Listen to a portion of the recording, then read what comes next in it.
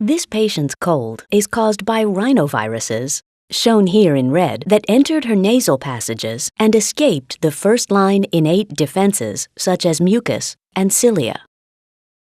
Some of these rhinoviruses entered the respiratory epithelial cells where they replicated, releasing more rhinoviruses into the patient's nasal passages and tissue fluids.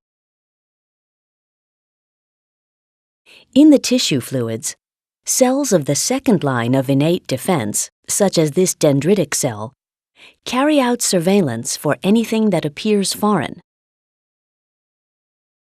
Dendritic cells engulf the rhinovirus within an endosome.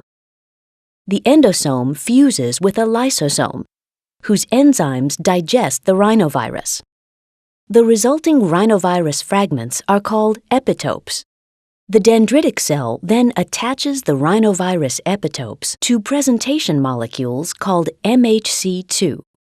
This complex folds outward so that it sits on the outside of the dendritic cell membrane. The dendritic cell then enters a lymphatic vessel and travels to a nearby lymph node. Here, the dendritic cell, part of the innate defenses, encounters a helper T cell, which is part of the adaptive defenses. The T cell receptor, or TCR, of this helper T cell recognizes the rhinovirus epitope, while the CD4 glycoprotein associated with the TCR recognizes the MHC2. The dendritic cell then stimulates activation of this helper T cell.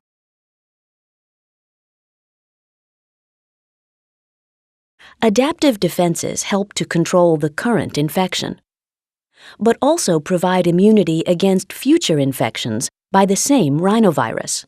They are carried out by two types of lymphocytes, B cells and T cells.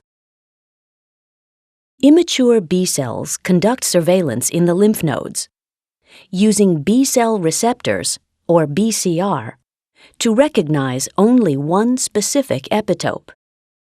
The BCR on the left does not recognize the rhinovirus, but the BCR on the right does, and this B cell is selected for activation in a step called clonal selection. The selected B cell takes in the rhinovirus, degrades it, and presents the rhinovirus epitope with its MHC2. Our mature helper T cell recognizes the rhinovirus epitope with its TCR and the MHC2 with its CD4. Then, the helper T cell secretes chemical messengers known as cytokines that activate the B cell.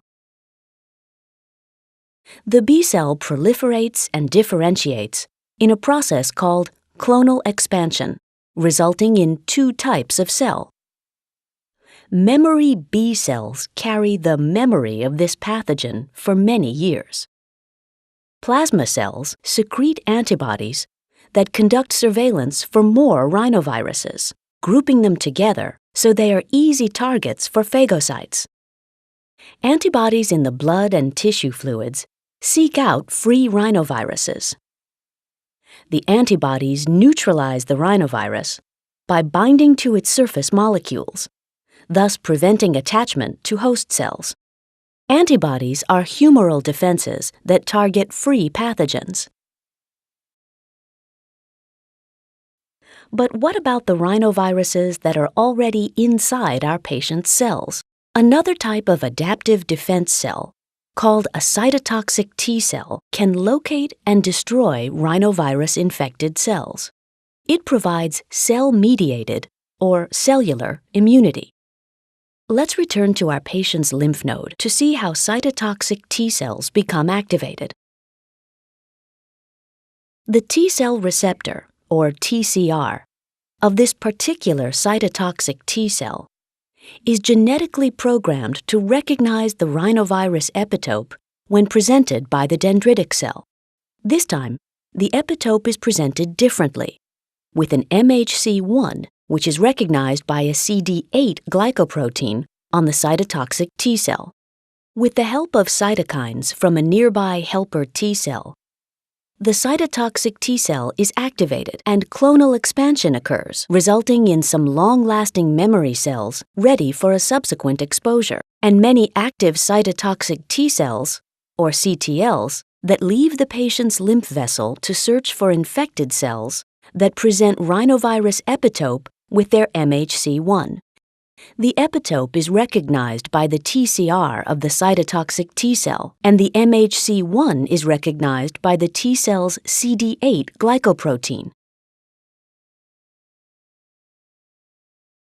The cytotoxic T cell then secretes perforin molecules, which form channels in the infected cell's membrane. Granzyme, also from the T cell, passes through the perforin channels and activates enzymes that lead to apoptosis, the programmed death of the infected cell. The cytotoxic T cell then moves on to look for another infected cell.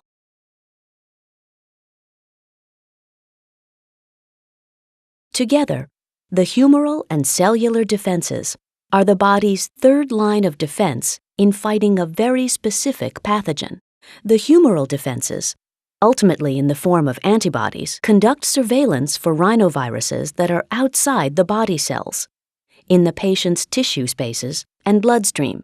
The cellular defenses, in the form of cytotoxic T cells, search for rhinovirus-infected cells, inducing apoptosis when they are found. Memory T and B cells help our patient's body to recognize and more rapidly fight the same rhinovirus should it infect her again.